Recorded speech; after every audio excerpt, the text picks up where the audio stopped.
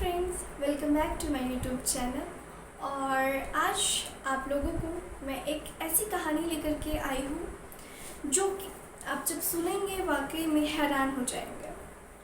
दरअसल एक ऐसी पत्नी जो कि कहा जाता है कि जो पति और पत्नी होते हैं ये एक गाड़ी के दो पहिए की तरह होते हैं। एक अगर डगमगाया तो दूसरा बिल्कुल सही रहने के बावजूद वो काम नहीं कर पाएगा और गाड़ी सही से नहीं चल पाएगी। इसलिए दोनों को सही होना बहुत ज़रूरी है, तभी वो रिश्ता आगे सही से चल पाएगा, अन्यथा वो रिश्ता खराब हो जाएगा, टूट जाएगा। ठीक ऐसे ही एक कहानी है एक पत्नी की जो कि अपने पति के साथ वो चीज़ें उसको संतुष्टि नहीं मिल पाती, इसलिए वो उसको धोखा देती है। आदाब, नमस्ते, सत श्री अकाल। मैं हाजिर हूँ फिर से एक ऐसी ही सच्ची कहानी और सच्ची घटना के साथ।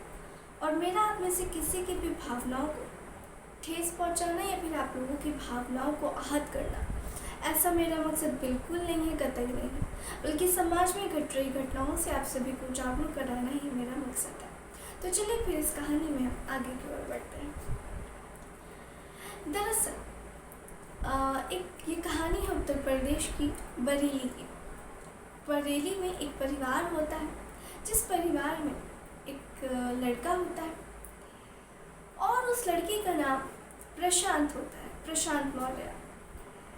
प्रशांत मौर्य जो होता है वो दरअसल पेशे से एक सरकारी टीचर होता है।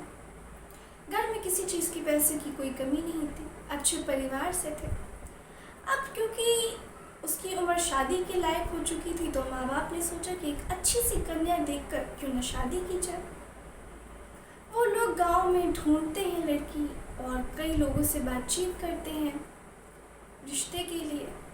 काफ़ी ढूंढने पे, काफ़ी मेहनत मशक्क़त करने पे 2 साल के बाद एक रिश्ता आता है, जिस रिश्ते में वो लड़की दरअसल काफ़ी ज़्यादा पसंद आ जाती है इन लोगों को और वो लोग प्रशांत के रिश्ते के लिए हामी भर देते हैं।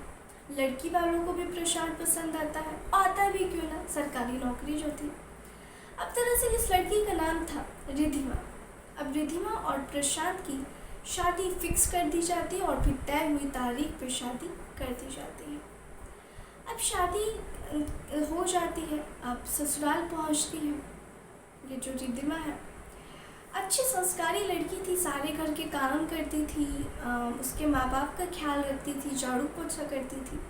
और कुछ सालों बाद उनके घर में नन्हे नन्हे मेहमान भी आ जाते हैं और उन मेहमानों का स्वागत बड़े ही धूमधाम से होता है, पार्टी मनाई जाती है और सब कुछ बिल्कुल सही चल रहा होता है। लेकिन कुछ दिन के बाद वक्त बीतता है और फिर जो ये दोनों के सास मतलब कि ये जो दोनों माता पिता होते हैं प्रशांत मौर्य के, उनका देहांत हो जाता है क्योंकि उनकी उम्र हो चुकी थी। अब घर में सिर्फ रिधिमा और प्रशांत और उनके 2 बच्चे बचे थे। अब उसके बाद में ये जो रिधिमा थी, अब होता ऐसा है कि दरअसल ये रिधिमा जो थी वो किसी और अन्य के चक्कर में पड़ जाती है। दरअसल एक दिन जब वो आंगन में काम कर रही होती है तो उसके मोहल्ले में एक व्यक्ति रहता है, वो उसके घर आता है और फिर वो रिधिमा से कुछ ऐसी बातें करने लगता है जिसमें रिधिमा को काफ़ी मज़ा आता है और रिधिमा भी उसका साथ देती है। और उसके बाद में बातें आगे पहुंचती हैं और फिर वो लोग कुछ ऐसी हरकतें करते हैं जो कि शायद उन्हें नहीं करनी चाहिए थी।